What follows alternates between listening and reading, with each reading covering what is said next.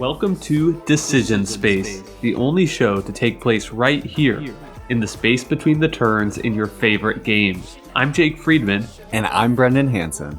And this is the podcast about decisions in games.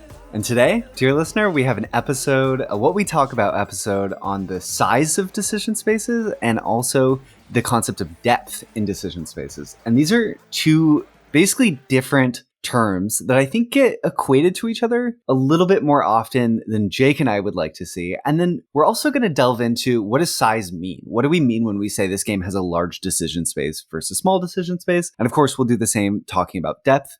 And then we'll try to get at what does depth mean? Are there specific qualities in a game that give a game depth? Also, in classic decision space fashion, I think we're probably biting off more than we can chew. But I think that's what makes for exciting, energetic shows. So there's a lot that we're going to get into, and I think you'll leave the show today with a better understanding of how to think about size, what that can mean, the different ways that decision spaces can be large, the ways in which that can be meaningful or not, and then also what might make a game deep or what might not make a game deep, and what does that mean? Yeah, no, I definitely think so. I think it's going to be a really good episode, and just some of the articles that we looked at prior to this already have sort of changed the way I think about the concept of decision space size, which is something we invoke at almost every single episode without probably as much clarity around exactly what we're talking about as there could be. So I think this episode has the potential to be illuminating and also make our future conversations on this show more informative. And so that's what it's all about.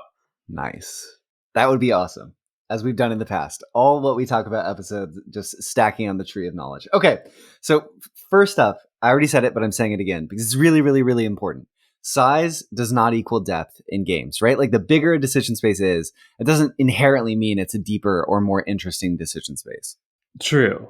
I agree. I think going all the way back to like the very early episodes of this show where we talked about kind of like the toy game of life, right? Like you could have like, just think of a decision space that is like infinitely large, and it's so big that it essentially amounts to nothing at all because you can't really make any meaning in that. Right. I think that one thing when we get into when we discuss depth will be what Jake just said, which is like your decisions have to be meaningful decisions.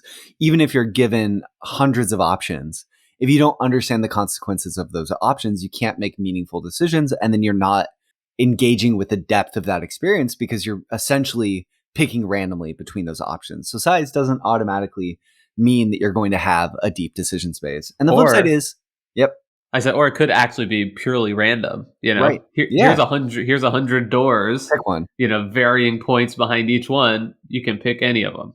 Totally. Okay, that's big decision like size, but utterly without meaning. Right. No, exactly. So I think that that's a really interesting observation to kick us off. So part one of this episode is going to mostly be talking about size, and then part two is going to be talking about depth. So we'll sort of treat them as a little bit different concepts because they are, and maybe touch on where there might be some overlapping that leads to some of the confusion. But so size is just like how robust, to give an off the cuff definition, right? How large is the decision space overall? And I think in this, we're going to be relying a lot on the metaphor that you see in a lot of scholarly work on decision making, which is decision trees, right? So every time you make a decision, there's a decision point, which in a lot of the scholarship is called a node. And then from that decisions point, it branches, right? Where if at that node, you can pick option A or option B, each leading to their own node with more options. So in that sense, the decision tree can basically be defined as like, you could talk about the state space, which is the size of the objective decision space. What are the absolute number of unique legal positions that can be reached from the initial position in a game? I think that's something that we do a lot when we talk about, when we're characterizing the decision space and we talk about the size. That's sort of the type of thing that we're typically getting into, right? Where you could say, just going back to our last episode on Lost Cities, right? We're talking about, okay, you have this many cards in your hand that you can theoretically play. You can play each of them into one or two spaces, but then we have sort of added in the additional consideration is that like at least some number of choices are going to be objectively bad. Right. So where they would fit into the objective decision space size, you could do this thing. That's not really something that we're considering when we think about the size of decision space. Which is really interesting because in the Lost Cities example, right, Jake, the state space of Lost Cities is actually functionally huge, right? There's 60 cards in the game, and you could have really weird suboptimal decisions, to your point, where certain cards end up on the table, but they're not really interesting. So that's why we end up with a game where like the state space of decisions of Lost Cities is like, because of the combinatorics of how cards can go down on the table, it's I'm sure massive, like millions. But we'd characterized it as feeling small because subjectively, so many of those legal positions aren't positions players are typically going to find themselves in. Right. I think that makes sense.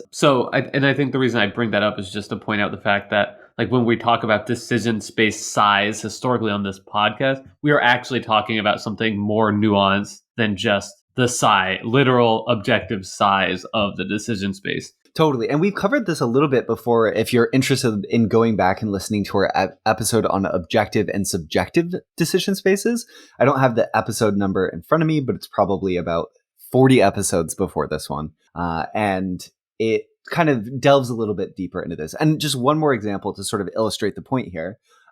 Oftentimes when people talk about state space, is that you can basically artificially bloat this number. So like in chess, you can find the state space of chess, the number of legal positions that are possible, but you could also add to the rules of chess that every time you make a move, you flip a coin. And then you record if the coin is showing heads or tails.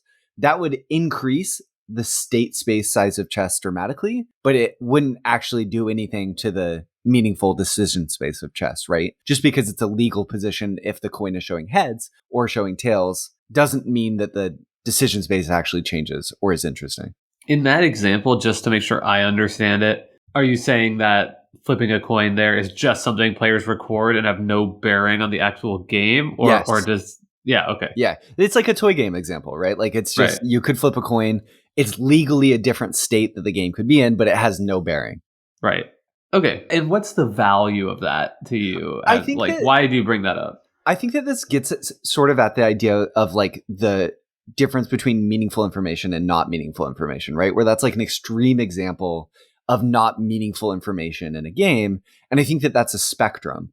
And that's important, right? That like the spectrum of meaningful information can go to like completely meaningless, doesn't impact the game, but the game's rules tell you to do it, to this information is something that I could be paying attention to me to, but right now with the way that I'm engaging in the game, it doesn't feel meaningful that the decisions that I'm making, to this information is completely pertinent and it's factoring into every decision that I'm making.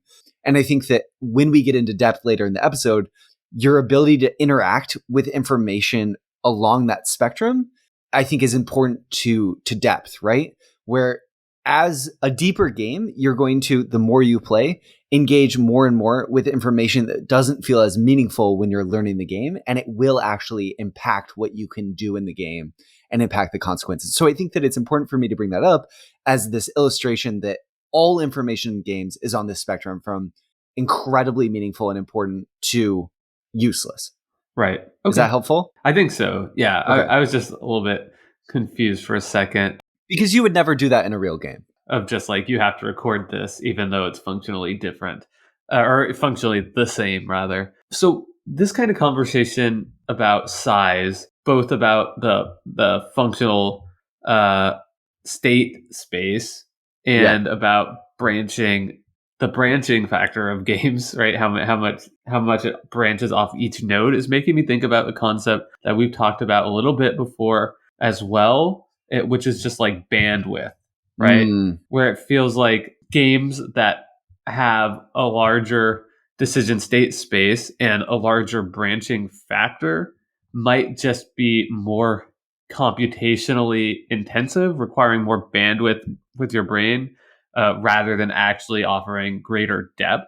Yeah. And I think you find this a lot and it can be like a really fun brain teaser puzzle. It's actually something I think you find a lot in the dueling card game genre that I really love, where on your turn, you're thinking through a really long sequence of plays that actually, in any one of those, it might be very clear what the optimal decision is at any given node, but it goes on so long and creates so much like just complexity in terms of computing the whole thing that when you're actually playing it out, it becomes a real skill to do it in the right order without making mistakes or forgetting a step along the way. Which I think, Jake, that for me is an example of how size can lead to depth.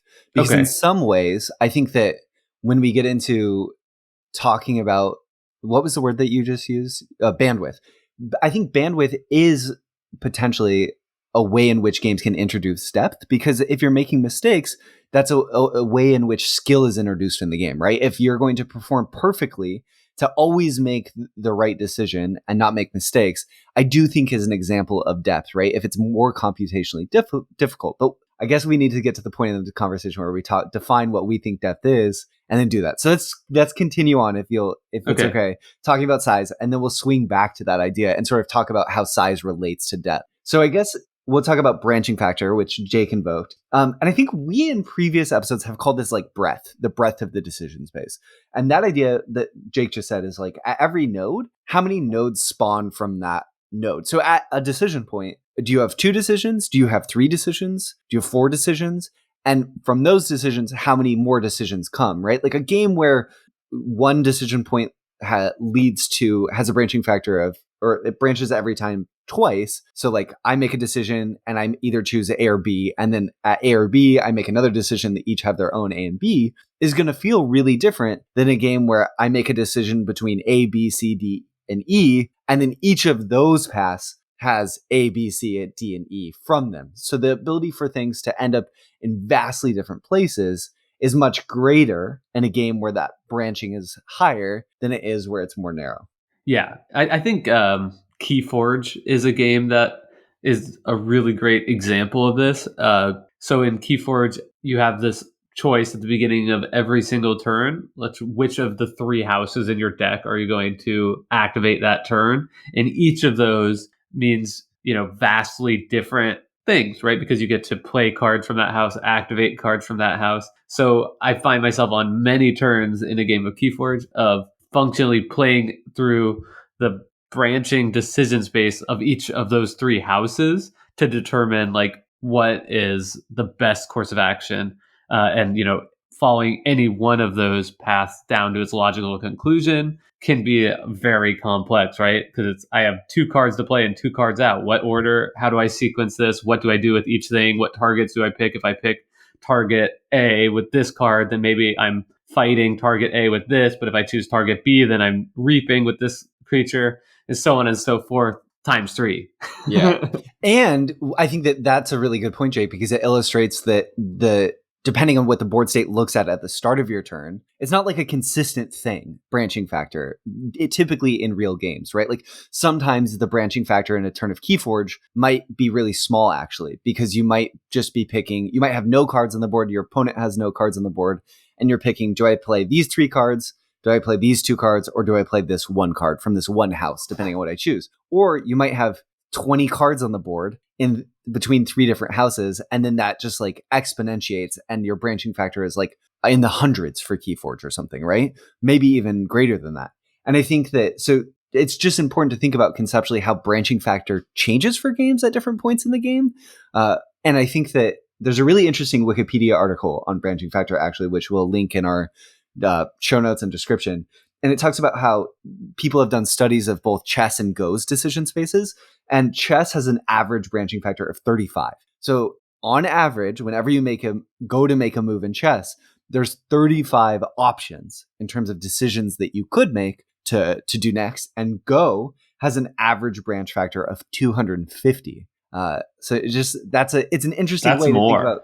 That is significantly more and at some point, right, it sort of gets to the point where how many of those are what we'll call like real decisions versus options or choices. But I think this is a really useful term in sort of thinking about size. And sometimes when we talk about the size of a decision space, I think we actually mean branching factor, right? Definitely. And I think on its phase two without going any more in depth, I think this could be a useful tool for people listening to the show, or maybe just when we talk about this in the future, or maybe think through the games in your collection. I think there might be something that people haven't thought enough about that certain players have real preferences for.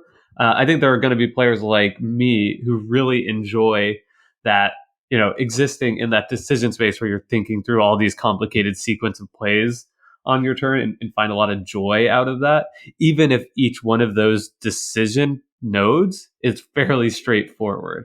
And like, Okay. if you can calculate it all out, you can come to a pretty clear decision versus, a choice that's not optimal at most of, if not all of those nodes on a given turn. Whereas other gamers might be people who like decision spaces that are a lot more straightforward, a much more reined in branching factor, right? Where you have just less total number of decisions on your turn, but each one of those decisions is perhaps a lot less clear about finding the best Right. answer to. I think too, one thing, oftentimes people talk about how certain Euro games can feel puzzly, Jake. And I think Yeah. a lot of times puzzly games have a really large branching factor. Like I think A Feast for Odin might be a really good example of a game with a huge branching factor, where on your turn, there's just so many things you could potentially do. So a lot of what you're doing in that game is searching through that huge list of worker placement locations that you could go, and making the right decision.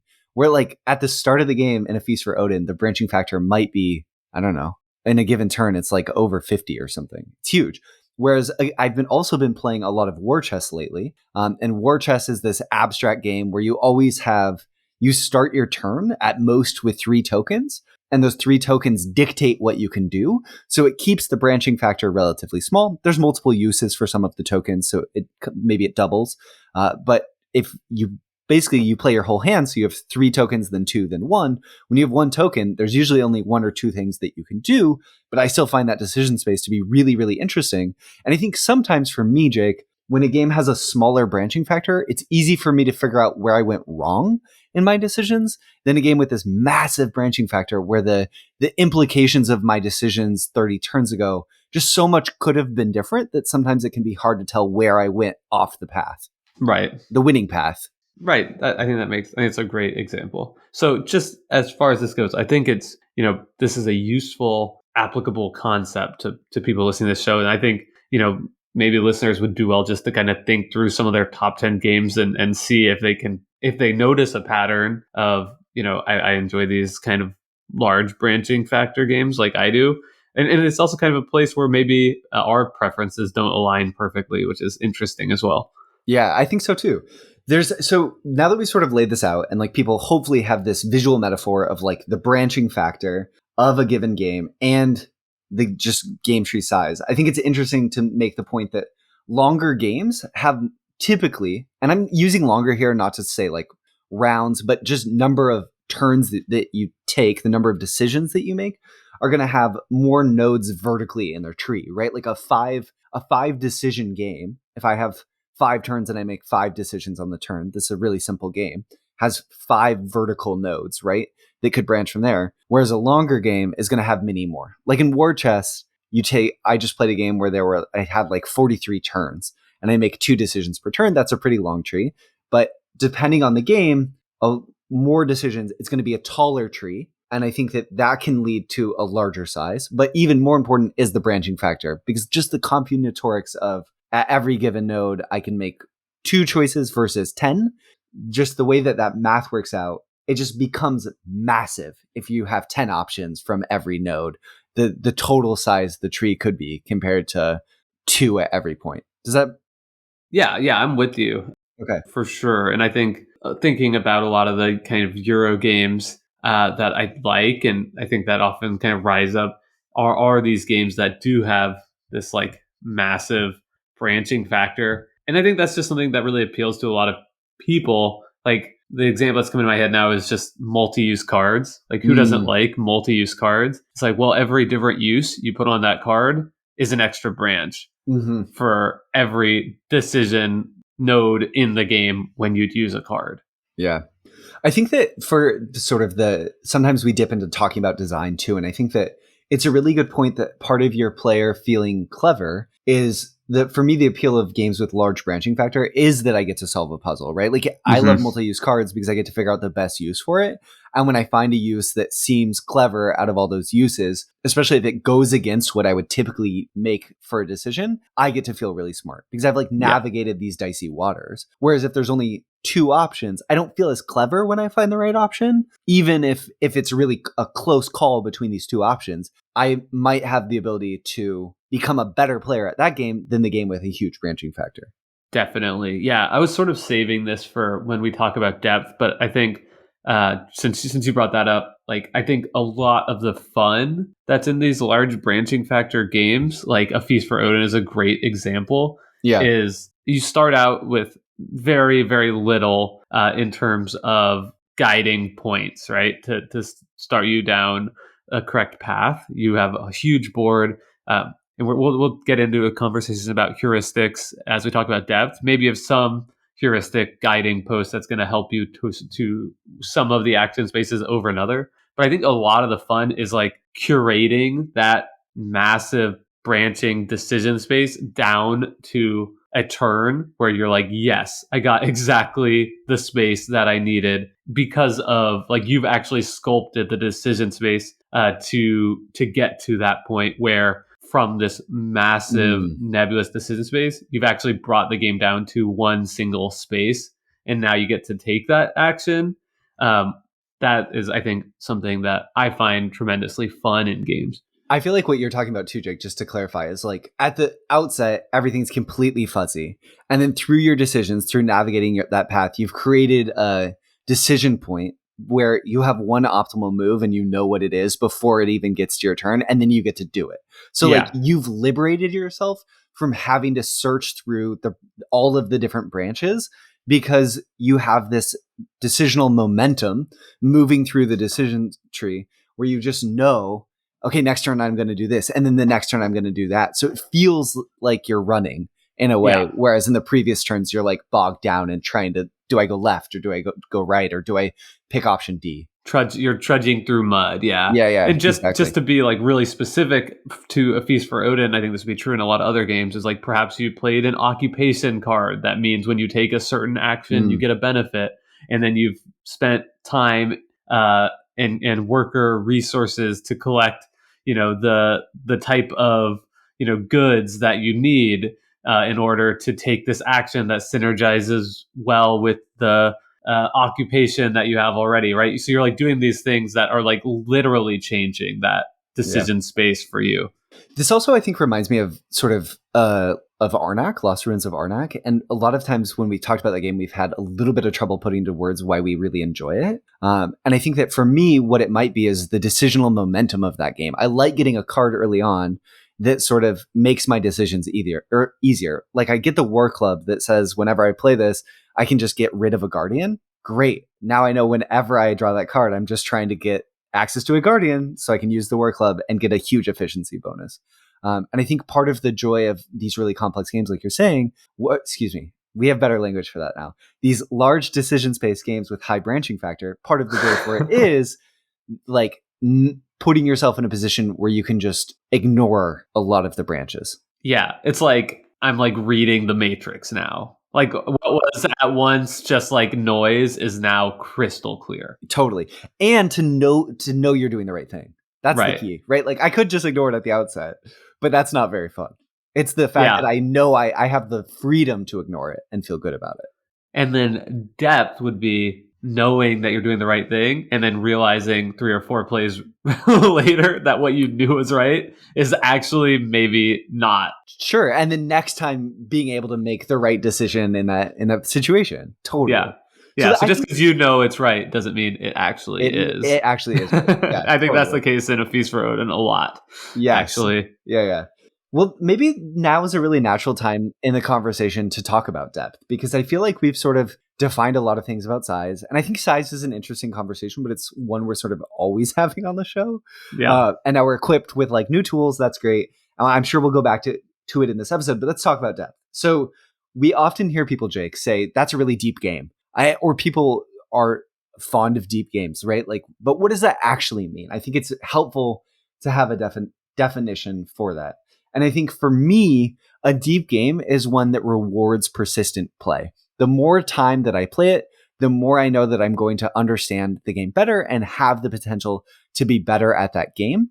And it means a game with a very large skill ladder. We've talked about this point in the past, right? This idea where a skill ladder in a game is basically the number of unique skill states that can exist in terms of how good someone is at in that game. So a game like chess has a really, really, really tall skill ladder, and a game like rock, paper, scissors has a pretty narrow one because it's much easier to be skilled at chess it's much more difficult to be highly skilled at chess than it is to be highly skilled at rock, paper, scissors, because the randomness of rock, paper, scissors prevents anyone from being that much better than anyone else. Though you can definitely be good at rock, paper, scissors compared to the average person. Yeah, I'm curious because the way I was thinking about skill ladder is less so about like how much somebody has the capability to improve at it, and more so like how likely it is that somebody at a higher rung on that ladder will beat somebody at a I think that's lower a good way to think skill about it. level. Because I think somebody, rock paper scissors is kind of a weird example because it's so simple. Sure. But I still believe like if somebody really set out and like dedicated themselves to becoming really good at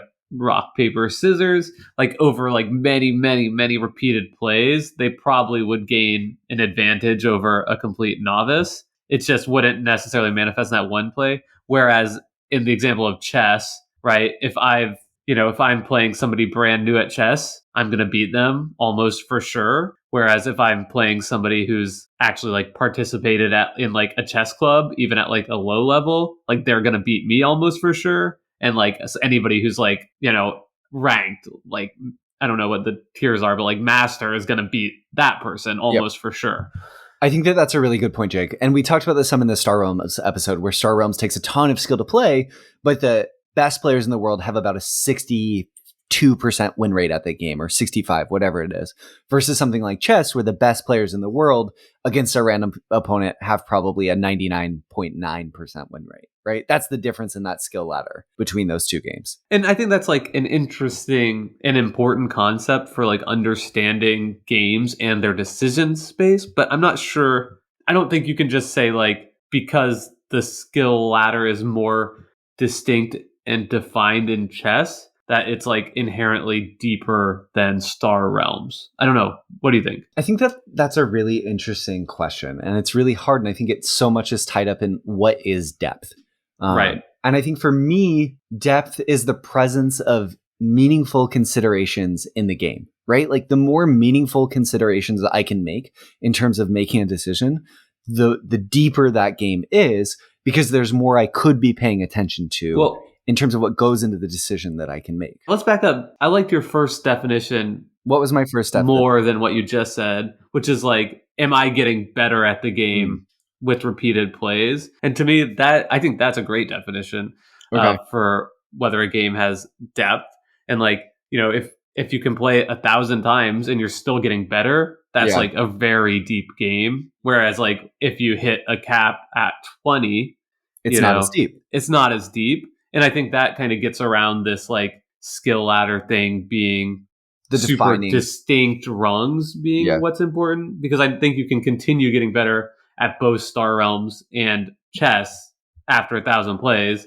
It's just there's just more randomness in Star Realms, meaning that like a newer player has a better chance at beating you in that than a no luck game. And I don't think that no luck games are inherently deeper than games with randomness. I think that that's a really, really important point, Jake. I'm glad that you made that. That higher skill game, like a game with a larger skill ladder, doesn't mean it has more depth. It means that there is depth present in the game. But as long as there's a reasonable skill ladder present, the game is probably deep, right? Like tic-tac-toe doesn't have an interesting skill ladder and it's not a deep game. But once you have a skill ladder, it starts to be independent. It starts to be more related to the randomness of that game than the depth of that game, probably, about how tall that ladder can become. Right. Yeah. That's interesting. Huh.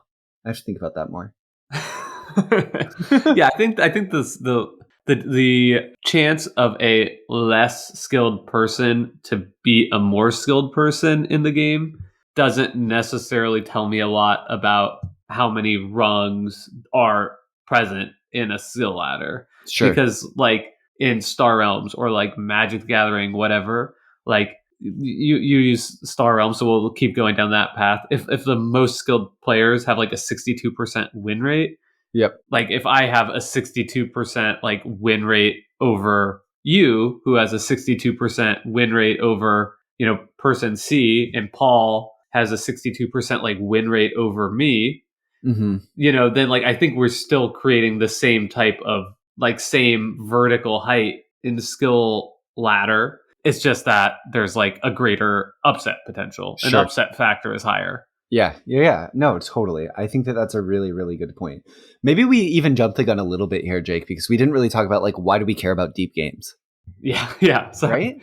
No, and that was me. But I think like that's an important point, right? Like what who cares? Like what's the point of a deep game? And I think that a lot of that is because I think that people like deep games. It's a quality of games that at least we say that we want in our games. I think whether or not that's borne out within the market of like how the type of games people are buying when they pick up board games, I think who knows. But when we think about the type of games that we want to play, I think I would say I would rather play a deeper game than a simpler game most of the time. Yeah, I think deeper than shallower would be a better kind of Yeah, like spectrum than deeper or simpler, sure. because simple games can be Could incredibly be deep. deep. Yep. Like for me, to the point about why do we want deep games, I think there's this kind of like phrase that has been in the back of my head since I was ever like aware of games, which is like 5 minutes to learn, a lifetime to master, as Sure. like sort of this like golden ideal for like what games can be at their like best, most succinct core. Yeah. We can have a conversation about whether that's really ideal or if that's really what people actually do want or what they just say they want.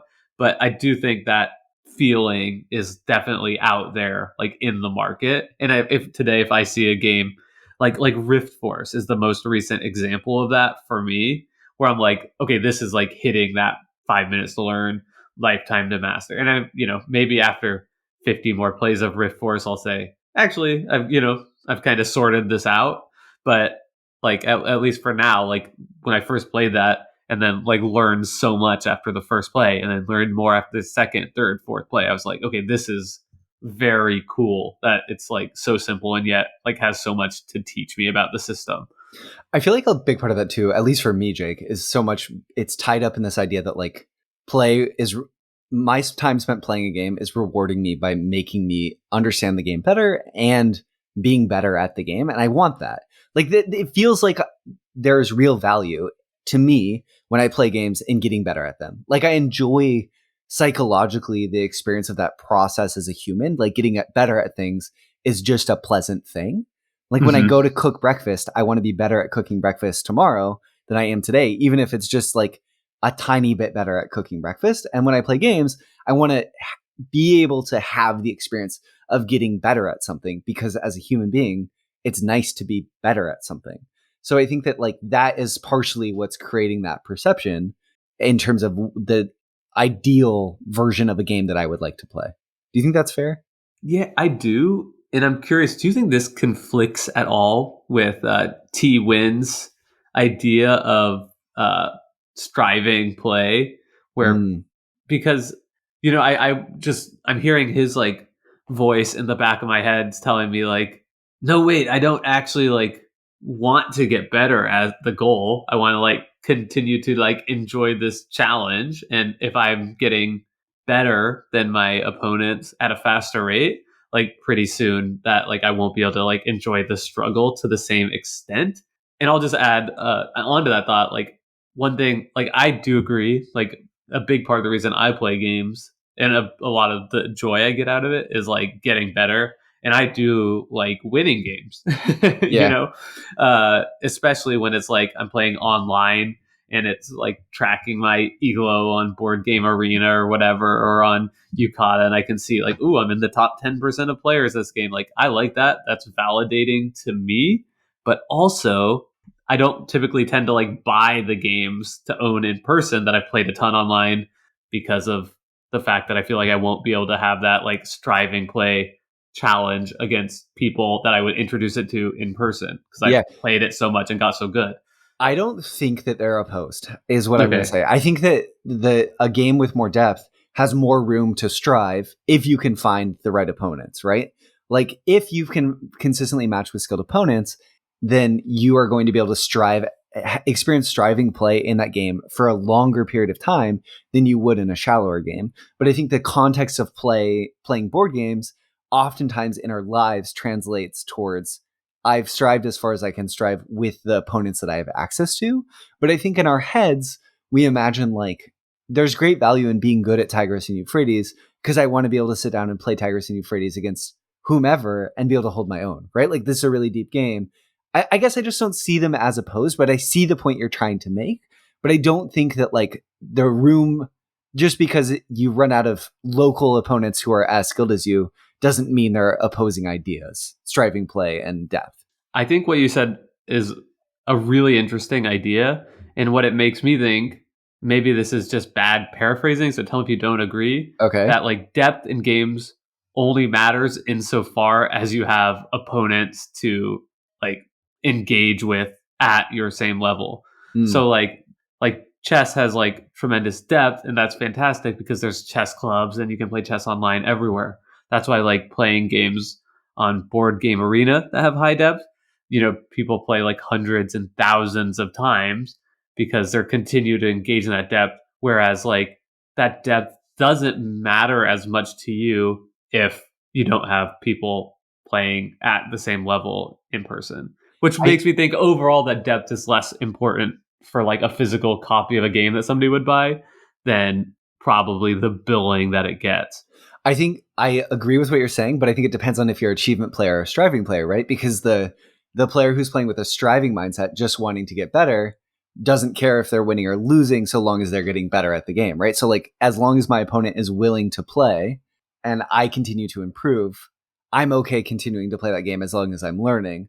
But if you're right that if I'm primarily playing from an achievement or at least somewhat achievement play perspective, if I get good enough that I can always beat my opponent, it doesn't matter that I could get 5 times better than that. Because if I'm good enough to beat them every time, I'm good enough that I need to be in the context of play, right? I think that you got them backwards the way I How? understand it. How? Like the achievement player who just wants to win doesn't care that there's a huge gap. They're just happy because they've won the game. That's all they care about. Right, but if I'm an achievement player and I could get way better at a deep game, it doesn't matter if I'm always winning in the context of my play. But if I'm playing from a striving mindset, it doesn't matter that I'm always winning to me so long as I can keep getting better. I think that you have to like factor in both players. Like Yeah. assuming you have two people playing, like if the person who's winning is the achievement player and the person that's losing is the striving player, Yeah. then that could be okay. Yeah, But for sure. if the person that's like, if both players are achievement players and one person is like way higher up, then the person that's always losing will probably It's gonna feel like walk away. dissatisfied and walk away. Yep. And if the person that's like winning every game is the striving player, then I think that doesn't work at all Yeah. because they're not enjoying a struggle anymore. Interesting. I think that that's really interesting. I feel like it depends, right? Like I've played games at points of time where I'm happy to play lower skill opponents relatively, so long as I'm learning things about the game while I'm doing that. It doesn't feel like a waste to me, right? Like as long as I feel like I'm improving overall, then it doesn't matter if I'm winning or losing as long as I'm still learning things about the game through the course of play. That's interesting. I think like that framework. I think we need to get T-Win back on to like ask about that because I think like that like improvement player. Like I would just like to ask him like where does that fit in? Because it kind Yeah. of feels like both in some respects where your enjoyment of the game comes like purely from improving at the game. Sure. Or maybe you're just low-key an achievement player this whole time and you've just been No, I just want to understand the game the best I possibly can. But also we have a weird, we have this weird thing where we want to learn about the game so that we can like do this podcast and like Sure. convey the best possible information, which Yeah. is kind of like a very it's like a unique magic circle to like us and other people that are kind of in this like board game review space. Sure. Or Which like is super fascinating how that would like impact our experience playing games. Yeah. That probably doesn't align very well with the people who are just listening to the show to enjoy games. Right. It's like added goal where we want to feel like experts so we can speak as experts about the games we're covering. Yeah. Yeah. Which is like this bolted on goal that or objective that people don't typically have. I totally agree. I think that let's talk about really quickly, Jake, the difference between Yomi or psychological depth in games and mechanical depth, because I think that these are ideas that I've confused at times too. So part of depth is like the idea that decisions are very hard to make the right. It's a tough call between what decision you should make at a given decision point in the game, right? Like the better player will pick the right option at a tough decision more often than the worst player. And games where there's psychological depth, where if my decision, the outcome depends on what you decide. So I'm thinking about what you will do based on the information that I have. And also you as a person and your psychology trying to figure out, will you take the rash option? Will you take the safe option? Will you take the option in the middle? Do you think that I'm going to take the rash option? So you're going to take the safe option that blocks that. All of a sudden we get into this sort of headspace that we've called on the show before, donkey space or Yomi, that sort of depth of trying to think through, the art of thinking through what the other person is doing. And that can feel really, really deep. And it can be, but we know that rock, paper, scissors isn't that deep of a game, and it's all built on that style. So I think what I'm trying to get at here, Jake, is that there has to be mechanical depth, sort of affixed to that sort of psychological decisions that can happen to add meaningful depth. Right? Like you can shortcut the experience of depth, but it won't actually be that deep unless there is mechanical depth that allows for even greater depth in that type of decision space. Yeah, I have a really hard time with this one, with Yomi in particular, because I think that it is something that's like can be very interesting in certain context, but a lot of times in games I play that have this like donkey space, it's like I know that you know, so I'm going to do this, but you know that so I'm going to do this other thing. Yeah. Like in effect ends up feeling like super random and to me like can be a big detractor. I think like that type of experience like really, really wants like dedicated players like playing the thing like with the same opponents or same skill level opponents like over and over and over to like provide depth. And in those initial iterations of the play, like BattleCon is a great example of this, which simulates fighting video games, which are kind of like the best example, I think, of how like Yomi can be applied in a really interesting way. You know, you have like different attacks, different like stances, right? So if like your opponent like takes like a close range attack and you choose to like back up 2 spaces and do like a range attack, like they're going to whiff and you're going to like whiff punish them and hit them instead. But like until you know your character and everything you're capable of doing and your opponent and everything they're capable of doing, your opponent's character, and then on top of that, like your opponent's mindset and how they want to play that character, instead of like adding depth, it's just going to add like randomness because neither person is actually making very like intentional decisions. But then it can over time, instead of randomness, create like incredibly rich depth after you've played enough. So I think like I just think it's a tough one that a lot of times, like if I'm playing a modern board game that I'm only going to play like, 5 to 10 times max, because that's just how often I typically play the games in my collection. And there's like a lot of Yomi in there. I'm not going to like it. But if it's like a game that I end up like loving and it becomes something I play a ton, then I do like it. So I just really struggle with that. I think that one of the factors that you're sort of hinting at too, Jake, is one of the good things about depth in games is that it rewards players for playing them more, right? Like if your games get more interesting the more you play them, you're rewarded by playing that game because the game gets better. And Yomi means that both players have to be on a certain level of understanding of the consequences of their decisions for you to be able to make informed decisions about what the other player might do. Whereas if I know you're just picking randomly, it's not meaningful for me to interact with the information about your previous decisions because I know you're just picking randomly. But if I know that you understand the consequences of your decisions and my decisions clearly, and you're making decisions based on that, and I also understand that, all this sudden, the amount of meaningful information in the game has grown pretty dramatically. So Yeah. like and this is where depth and Yomi overlap, and mechanical depth helps Yomi decision spaces be some of the deepest, because if I only have two options, it's not that interesting. You're deciding between A and B. If I have 10 options and you have 10 options and we both understand the consequences of all those options clearly, and we can both parse the bandwidth that requires, that's a really interesting decision space. But if we get to 100 options each and we can't meaningfully parse the consequences of those decisions, all of a sudden it doesn't feel very deep again because we're just picking randomly. And I think that's the interesting point that Yomi brings together, like this idea of bandwidth, this idea of mechanical depth through the diversity of choice, and highlights that there's this like sweet spot, right? Where like a game that has a too large of a branching factor, too many options, ends up not being that deep because we can't understand the consequences of our choices clearly. And a game that's too small doesn't feel very deep because there isn't that much space to explore.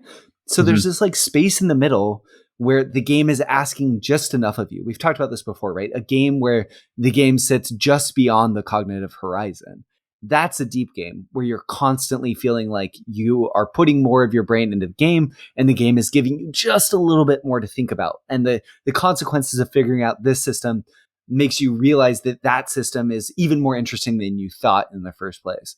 And that's a Right. cycle that can go on and go on and go on as you experience what we talked about at the beginning of getting better the more you play.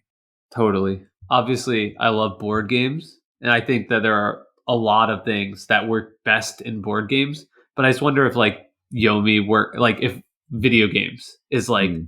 the best place for that to live, because in a game it's difficult to have like that many iterations of Yomi, right? Like happening like over and over and over again, where you could play like a fighting game that lasts 3 minutes and like you have like the same type of situations come up like 100 times, Yeah. right? And you're like able to see like every time I go into this situation, this rock paper scissors situation where I'm like moving towards my opponent, like they're shielding, right? I'm like learning this pattern because I'm seeing it over and over again, and now I'm like able to like feel that like learning and improvement within like the context of a single game. So then I start doing grab to my opponent's shield, which counters it. And then over the course of the game, like all of a sudden, like, wait, they're realizing that I'm grabbing. So then they're attacking instead of shielding, which beats my grab. And like all of a sudden we have this like interesting like meta like ecosystem developing over the course of like 3 minutes, where it's like in the context of board games, like for Yomi to really add that kind of like depth, it's hard to have it happening like I think enough in a game in a short amount of time to like really capture people's interest, which is why like instead it like asks you to do the same game. Like, okay, let's play again. We'll play Mm. Battlecon again and again, and then it starts like working out. But I just think like for me, it's a huge barrier of entry that I think like often, yeah, I'm kind of repeating myself, like provides the potential for depth in the game, but it's actually like in your initial plays like reduces the depth. Yeah, I totally agree. Where depth, deep games ask more to have the experience that you perceive to be the optimal experience of that game than shallower games, where you can Mm-hmm. sort of unlock it really rapidly. Right. Yeah, yeah, Yeah. totally. What else should we talk about, Jake? Do you think that there's like factors in games? We've talked about a lot of this. Like randomness can make it not necessarily make deep games less interesting, but make it harder to win more often in a deep game than a shallower game. I don't know if that was a fair statement. But is there like some quality of games where that, like we talked about branching factor, you can measure that in Yeah. terms of a game's decision space, or state size? You can measure that. That's just like an actual thing. Anytime you play a game of chess, you could count all of this up if you were a computer, which computers do, and tell you the average branch factor of that game.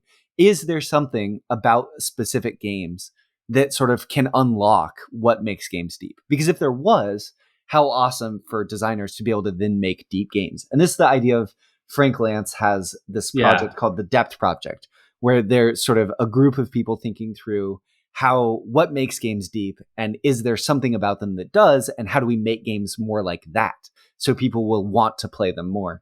And we'll post a link to a really good article from Frank Lance who actually is the person who coined the term donkey space, talking through this project. And I think a lot of the ideas that we've been talking about are inspired in part by ideas in that conversation. But what do you think, Jake? Is there something about games that makes depth measurable? I mean, I don't have the answer to like that, but I think the idea from that article that was really compelling to me is that like depth lies somewhere at the intersection between like heuristic Mm, planning and like raw searching through the decision space.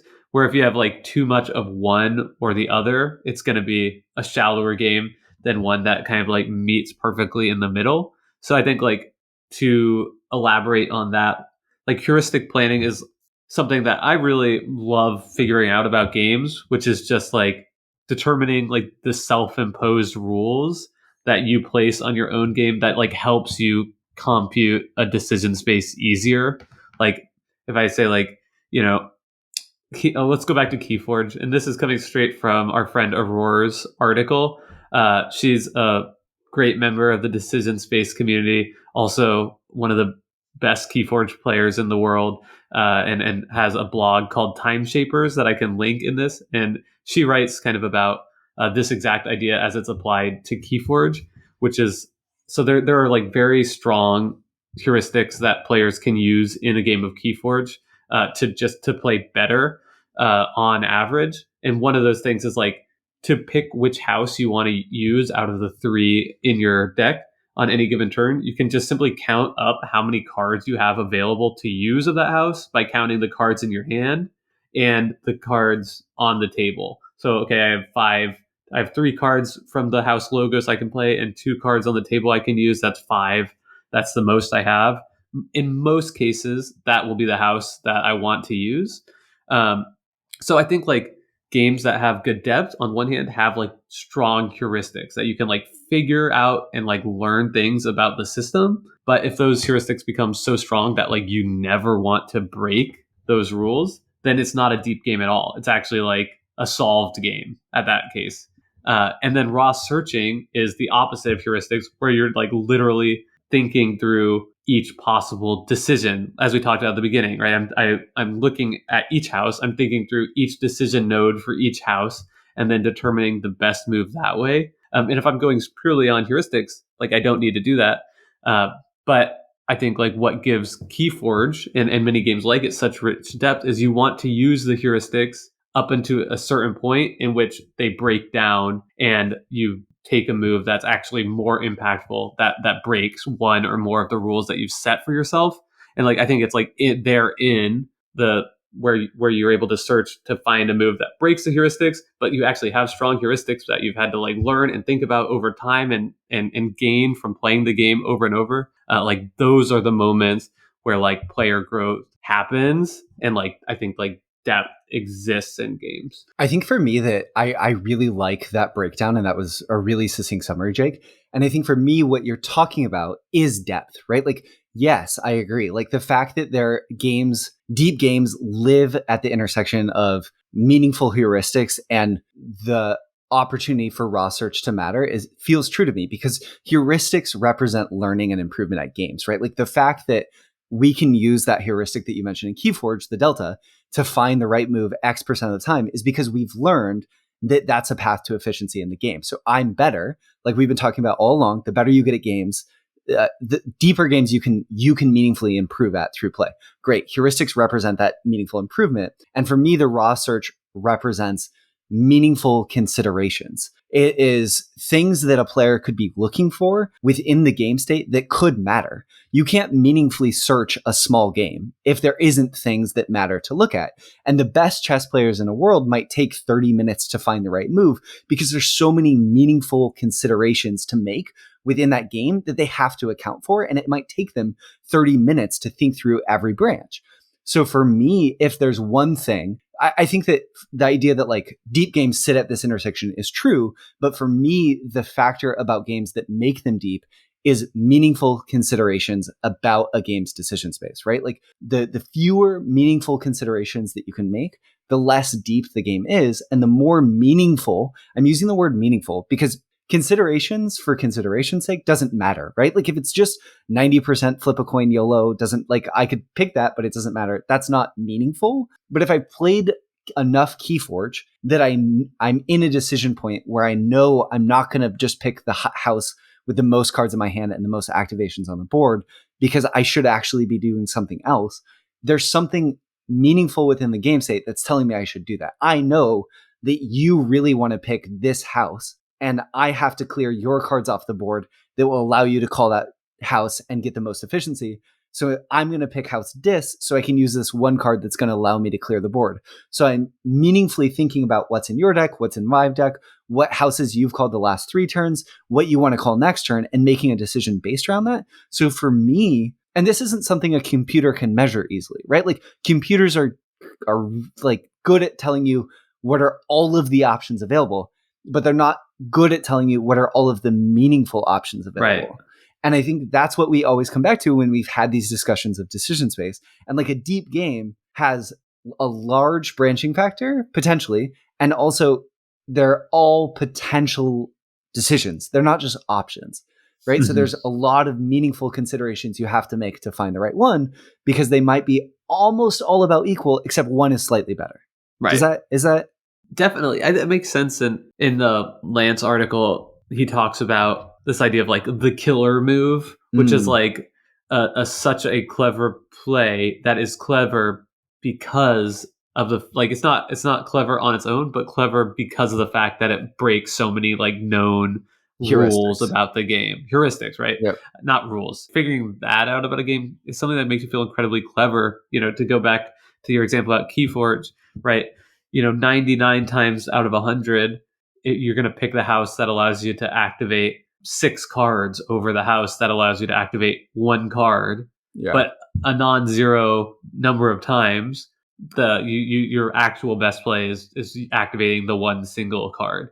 Yeah. And that is something that is inherently going to separate good players from like masterful players, right? Because good players have figured out these basic heuristics and masterful players know when to break the rules. Yep. And masterful players in a game of Keyforge can look at a deck list and know what's going to be strong about the opponent's player's deck and make decisions based on that. Most of the time, maybe breaking the heuristics that a typical person would follow because they're trying to prevent a certain situation for coming into play. And for me, that's depth. It's the player's ability to take information available in the game and make meaning out of it by finding the right move, by finding that killer move, even when it breaks from it, right? Like depth is the ability to take information the game presents to you and say, this matters, and I'll prove it by winning more often than you will by not engaging with this part of the game. Just as a side, I love that we're talking about Keyforge so much in this because I'm pretty sure we called our Keyforge episode like the most skill-intensive dueling card game. So it's great that it's coming up so much in a conversation about depth. There's just such consistently interesting, this is like an aside, but such consistently interesting decisions to make in Keyforge because Keyforge is a systems-driven design game where like the house system itself is so interesting that you're always making interesting decisions, even if the actual cards you're playing don't feel that interesting in terms of the decisions they offer. Like right. the act of even playing the game, you're making interesting decisions that right. have really deep consequences. Yeah, totally. I guess that's one final point that we could touch on is consequences of actions, of decisions within a game, right? That's another important point that deep games have greater consequences than shallower games. Because if you can make a decision that is fairly inconsequential 12 times and not be that far behind your opponent, that's not a very deep game. So if I have the ability, a lot of people talk about this with sort of saying like, this game has bumpers or rails. Like everyone's going to ultimately end up right around 30 points. Right. Yeah, that's not as deep of a game where there's more room to make mistakes. So I think that it's not always an indicator. It could be an indicator of randomness. It could be an indicator of, I think, a vast of player skill differences. But I think if 2 equally skilled players, or if there's room for score disparity, there's probably more room for depth than in a game where you always average about 20 points. I'm not sure I agree with that one. I think just because I feel like that is like more of like something that kind of like tricks players into thinking that there isn't as much depth. Like if we talked Emotep is the game we've covered that I think has like typically really close scoring. towards Yeah. the end of the game, because each thing you're doing on your turn has like is going to get you like between 1 and 3 ish points on average. But the good players are going to be getting, maximizing their points in a way that, like, if there's a game where I beat you 25-24 10 times in a row, like, there could be a tremendous, like, that doesn't tell us anything about the depth of the game. I think you're totally right. Yeah. There could be a tremendous difference in our ability at playing that game, and we could be on like hugely different rungs on the skill ladder. Sure. Maybe that there's something to be said though, Jake, for I think that in the Emotep example, even where you're fairly close, I think the standard deviation of scores divided by the total average score is probably higher on average for the more winning player. But now we're like, Yeah, yeah. I'm being pedantic a little bit, and it doesn't Yeah, matter. no, I mean, Yeah. like, yeah, it's like just different levers in the game. Where like Grand Austria Hotel is a game that has like different internal levers that mean like somebody's could end up with 200 plus points and somebody else could end up with 34. Yeah. Yeah. But I do think Grand Austria Hotel's a really deep game. Right, it is. Yeah. Yeah. No, me too. So like to me, like all that says is like one of these games is like probably better for families. One of them is better for like, more like hashtag serious gamer groups. But like, I think we could have like an interesting conversation about like what game is deeper between Emotep and Grand Austria Hotel, because I don't think it's that straightforward. Like one of those, Grand Austria Hotel, has like way higher branching factor. Yep. You have so many different like sequence and bandwidth testing things to do on a turn, where Emotep leans way more into the sort of Yomi of like, I want to do this, but I have to consider what subsequent players are going to do, because any move just like on its own, devoid of that context, is meaningless. Yep. And what's your ability to parse the meaningful information in Grand Austria Hotel? Like what of all the information presented to you actually matters versus Emotep, where you can pretty clearly understand the consequences of everyone's decision, but there are certain things that I'm not necessarily paying attention to when I play that game that Jake is, or vice versa. Yeah, I think that there's so much room. Obviously, we're like just barely scratching the surface on the conversations that we could have about both of these topics. And I think that we created a whole show to discuss the topics that we're discussing today. So it's really refreshing in some ways to like recharge, re-energize the discussions we're going to have with these concepts, so we can come back and say, oh, the thing about playing, I don't know, Space Base, or the thing about playing Isle of Cats is it has this really wide branching factor. And the fun of this game is that you can actually ignore half of it, or something to that effect. I could see us like over time kind of developing a conversation that says like, yes, this decision space has, this size, small, medium, and large, and like the depth is of this type. Yeah. Like whether it's like a high branching factor, bandwidth testing depth, or it's like a Yomi donkey space player interaction type of depth. Yeah. And I think those are meaningful distinctions, and that can give people listening to this a better idea of whether or not like they'll enjoy the depth that exists in the game. I think what we still need to like work on understanding more is like, and maybe it's just impossible without playing the game 100 times, since we can't do that for each show, of like figuring out like, this game has small, medium, or large depth. Like I think we could say that with size, but I would feel very uncomfortable like kind of declaring that about a game unless like I myself had played it 50 plus times. And even then I could only say like, this feels like it has high depth at 50 plays, because I've played it 50 times and I'm still learning and improving.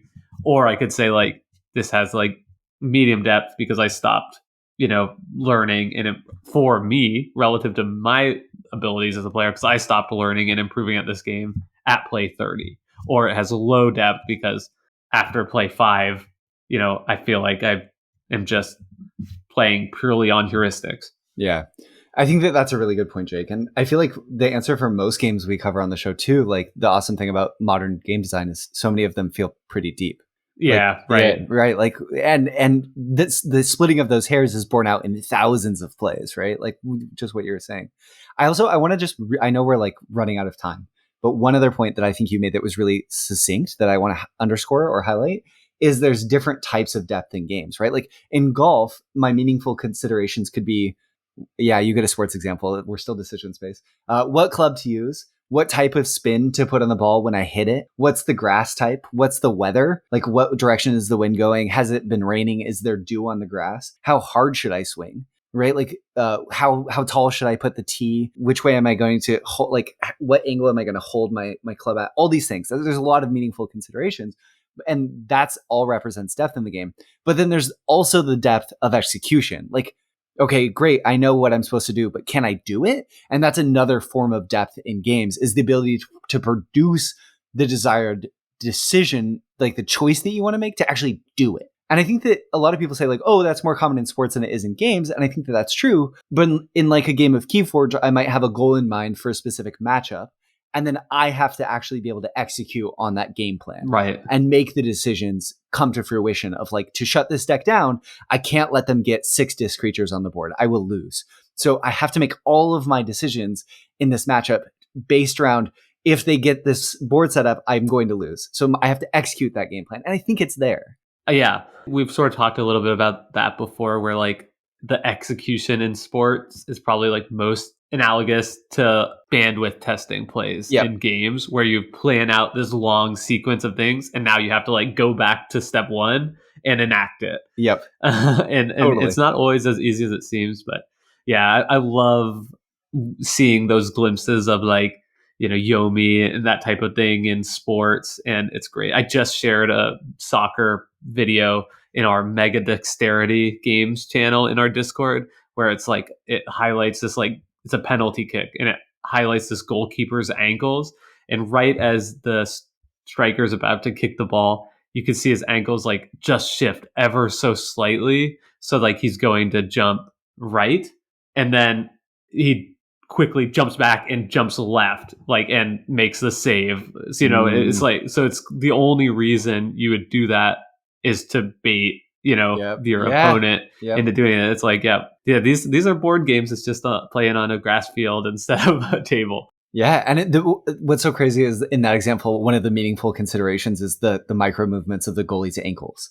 Right, exactly. Yeah, that's why sports are awesome. Okay, this was a really, really good episode, Jake. I feel like we had a really great conversation, even if we've just barely brought the shovel out to scrape off the sand on some of these comments and get down to the hard earth beneath it. But I hope if you're listening and you enjoyed this conversation, you'll continue to participate in it with us, maybe by talking to us on Twitter, where you can find us at DecisionSpa, or through email. You can email us by finding our email on our website, which is decisionspacepodcast.com. Or you can come into our Discord, which is like an online chat room anyone can join through your browser. And there's a link to our Discord in our show notes. Jake, do you have any closing thoughts before we send this episode packing? This was a really fun episode, Brendan. Thank you for making time to record it around my current status of COVID positive. So I just wanted to mention that here at the closing, you know, just in case I said anything particularly silly. I am combating that, but getting better every day. And I just want to also, as always, thank Hembry for our intro and outro music. Reach out. And I want to thank you really quickly before we go for recording while COVID positive, because what the heck, you're so dedicated, and I'm glad you seem to mostly be feeling okay. Yeah. Okay. All right. Well, thanks again, Brendan. And until next week, thank you so much for listening to this week's episode of Decision Space. Bye.